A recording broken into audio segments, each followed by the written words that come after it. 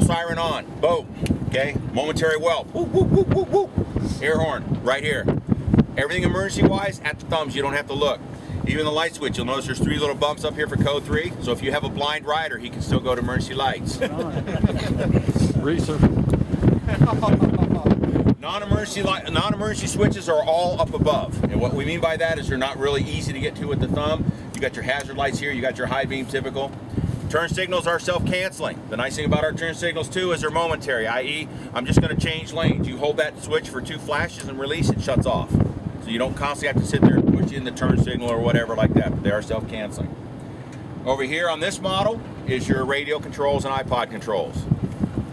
Cruise control, electronic cruise control, works just like in your cars. Bump it once for 1 mile an hour up, 1 down, etc. You got resume.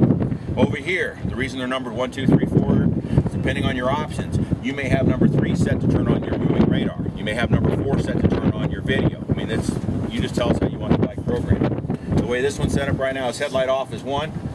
MotoGP lights, which is your driving lights down below, are number 2. They automatically come on with the bike, but you can turn them off. They automatically go into wigwag when you go into pursuit mode. So you've got that white light bouncing back and forth also.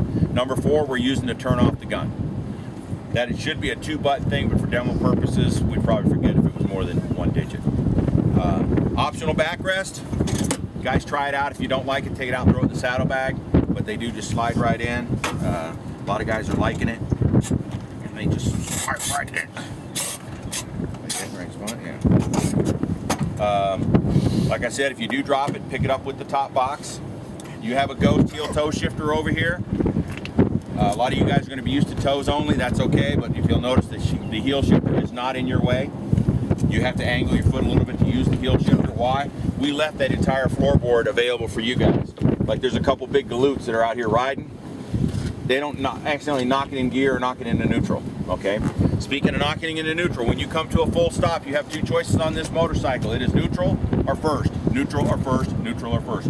I don't care what you do to the shifter. When you're stopped, neutral or first is all you're going to get on this motorcycle. That's it. It's a positive neutral. So when you're running up to a stop and shit's hitting the fan, you have to leave the bike, whatever, bam, hit that shifter once you're off. It's in neutral, guaranteed. It's in neutral.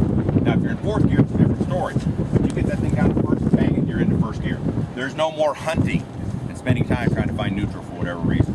The other side of that coin is, you're on a big hill, you're starting to roll down. You're like, God, I really hate to start out in 1st, because a lot of guys will just click the 2nd. Once the bike starts rolling, you can go right to 2nd. You've got to have a little bit of momentum in the bike to go to 2nd, and it does that for you. Let me show you some other things here real quick. This has a lean angle, okay? If you look over here, now these bikes have been on the track for thousands of miles. Yeah. You've got skids that are replaceable on the floorboards. You can see how we just chew them up. There's 3 bolts to replace them. Brake and shift levers, gentlemen, unheard of.